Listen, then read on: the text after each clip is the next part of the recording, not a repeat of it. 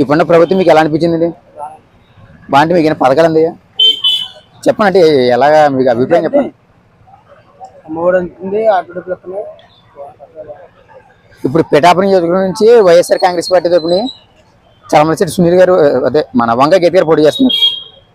తర్వాత ఈ మూడు పార్టీలు కలిపి జనసేన, టీడీపీ, బీజేపీ కలిపి పవన్ కళ్యాణ్ పోటీ చేస్తున్నారు. ఎవరిలో బాగుంటుంది అంటారు?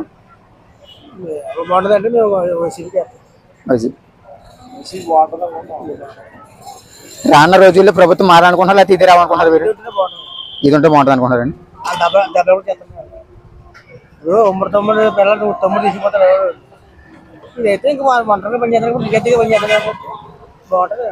తర్వాత జగన్ గారి ప్రభుత్వం తరపున కాకినాడ పార్లమెంట్ అభ్యర్థిగా చలమలశెట్టి సునీల్ గారు పోటీ చేస్తున్నారు. ఆల్రెడీ 3 సార్లు చేశారు, అతను ఓడిపోయారు. ఇప్పుడు మళ్ళీ 4వ సారి ట్రై చేస్తున్నారు. ఎలా ఉంటుంది అంటారు అతనికి? ఆయన చేస్తారు. ఎందుకనండి? ఏమన్నా తెలిసా మీకు అతని కోసం?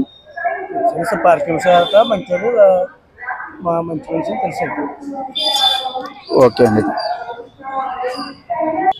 సార్ నమస్తే, మీ పేరండి? తాతాజీ గారు.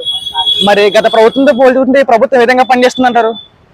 అన్ని విధాల బాగుందండి. లేబర్కి సామాన్యులకు అందుబాటులో ఉన్న ప్రభుత్వం. ఇప్పుడు ప్రతిపక్షాలు అన్ని రాజధాని లేదని రాద్ధాంతం చేస్తారు తప్ప కానీ ప్రతి గ్రామం ఒక రాజధాని చేసి పారేశారు జగన్ గారు.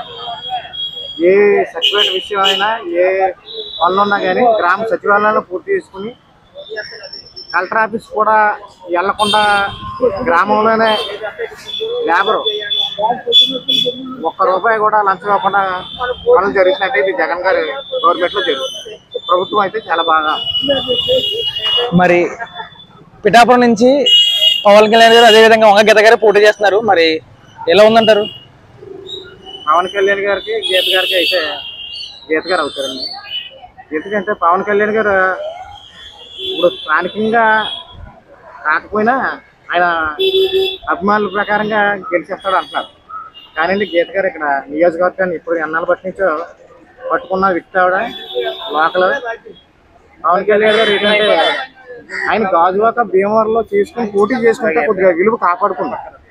ఏంటంటే ఇక్కడ ఓడిపోతే అక్కడికి, అక్కడ ఓడిపోతే అక్కడికైతే అక్కడ నైతిక విలువ పాటు చేసుకుంటారు. మరి పిఠాపురం కాపు బలం ఎక్కువ, నేను మా కాపులు వేస్తే గెలిచేస్తానని చెప్పేసి అడగంటున్నారు. మరి గీత గారు కూడా కాపులు అంటే ఓన్లీ జనసేన కాదండి, 90% వైఎస్ జగన్ అభిమానులు ఉన్నారండి. ఒక కులాన్ని పట్టుకుంటే రాజకీయం చేయలేరండి. ఇక్కడ అన్ని వర్గాలు ఉన్నారు. అన్ని వర్గాల్లో అన్ని పార్టీ వాళ్ళు ఉండొచ్చు, కానీ జగన్ గారి పథకాలు నచ్చి ఎక్కువ చేస్తారు. అదేవిధంగా టాప్ ఫీలింగ్ చూసుకుంటే గీత గారు కూడా టాప్ కదండి. అదేవిధంగా ఇప్పుడు ఎంపీ అభ్యర్థిగా మరి చలమలశెట్టి సునీల్ గారు పోటీ చేస్తున్నారు. ఆల్రెడీ 2 సార్లు ఓడిపోయినాను, ఈసారి నన్ను గెలిపించానని అంటున్నారు. మరి మీరు ఏమంటారు? 100% సునీల్ గారు ఇక్కడ ఎంపీ అండి. ఎందుకంటే ఆయన ఓడిపోయాను కదండి, ఆయన స్వయం అపరాధంతో ఓడిపోయామండి. వైఎస్ఆర్లో ముందు గెలిచే టైంకి టీడీపీ జాయిన్ అయ్యారు. జగన్ ఊపిలో ఆయనేమో అలా తప్పురాడు చేశారు. ఆయన అయితే వ్యక్తిగతంగా సునీల్ గారు చాలా మంచి వ్యక్తి అండి. ఇప్పుడు జగన్ గారి పథకాలకు తోడవుద్ది, ఆయన వ్యక్తిత్వం కూడా తోడవుద్ది. ఇప్పుడు ఆయన బలమైన అపోజిషన్ లేదండి. ఇప్పుడు ఎంపీ టికెట్ ఎవరు పోటీ చేస్తారు కూడా ఇలా ప్రత్యర్థులు అయోమయాలు ఉన్నారు. సునీల్ గారికి అయితే మన నియోజకవర్గం పక్క ఎంపీ అండి. ఈసారి నేను వస్తే కనుక ఈ 400 గ్రామాలు దత్త తీసుకుంటాను, ప్రతి గ్రామానికి ₹1 ఖర్చు పెట్టి జగన్ రాకుండా అదేవిధంగా నేను అభివృద్ధి అంటే చూపిస్తానని చెప్పేసి అంటున్నారు. అదేవిధంగా ఐటీ రంగంలో కానీ, తర్వాత ఉద్యోగాల రంగాలు కానీ యువతను ఇంకా ముందు నడిపిస్తానని చెప్పేసి అంటున్నారు సునీల్ గారు. మరి దాన్ని బట్టి మీరు ఏమంటారు? సునీల్ గారు కంపల్సరీ చేస్తారండి. ఎందుకంటే మేము ఆయనకి చాలా లారీలు కూడా ఉన్నాయండి. మేము మోటార్ ఫీల్డ్ లో చూసాం. లేబర్ నేను పట్టించుకుంటారండి. ఆయన అన్న మాట అంటారని చేసి తీరే వ్యక్తి అండి. పక్కా సునీల్ గారు అవుతారండి. Okay sir, thank you. భద్రం గారు, మరి ప్రభుత్వం ఏ విధంగా పనిచేస్తుంది అంటారు? ఇప్పుడు ఇది వరస మీద ఇప్పుడు ఈ జగన్ ఉన్నాడు చూసారా, జగన్ అందరికీ కూడా అందిలా చేసాడు బాబు. ఇప్పుడు మాకు ఆటోలో ఉన్నాం, మాకు తెల్లాట్లేదు ₹3,000 వచ్చి తెల్లాట్లో కల్లా వారంటీలు ఇస్తున్నారు. రోజు ₹100 అయింది. రోజు ₹100 అయితే ఇంటికాడ కూకోబెట్టి ఎత్తుకొచ్చే కదా. మరి మేమేం పని చేస్తలేదు.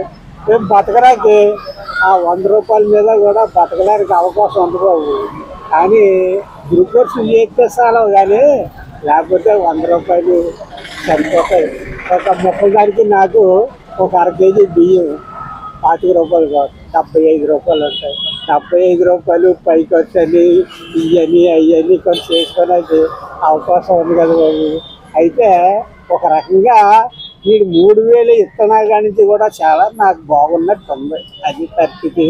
ఇంకా ఏమైనా చెప్పమంటారా? అయితే ఈసారి మన కాకినాడ ఎంపీగా చలమలసిరి సునీల్ గారు పోటీ చేస్తున్నారండి. సునీల్ గారు ఇది వరకు ఒకసారి చేశారు ఆయన, కానీ ఆయన అంటే నాకు పరిచయం కథ కాదు, కానీ ఆయనకు ఓటు వేయాలని కలిగింది అసలు. సునీల్ గారు అయితే నేను 2-3 సార్లు ఓడిపోయాడు ఆయన. ఈసారి అని గెలిపించండి, ఈ 400 గ్రామాల దత్తత తీసుకుంటాను, ప్రతి గ్రామానికి 1 కోటి రూపాయలు ఖర్చు పెట్టి అభివృద్ధి అంటే చూపిస్తాను అని చెప్పేసి అంటారనమాట. సునీల్ గారికి ఓటు వేయాలని అనుకోదు నాకు. ఆయన మనీ ఇది వరకు పెట్టి వాడిపోయాడు, తర్వాత మనిషి కూడా మంచోడు. గెలిపించుకుంటారా? నా ఓటు అయితే గెలిస్తే నా ఓటు మీద ఇవాళ గుర్తిచ్చేస్తాను ఆయనకి, సునీల్ గారికి. థ్యాంక్ యూ అండి. Please subscribe Dot News.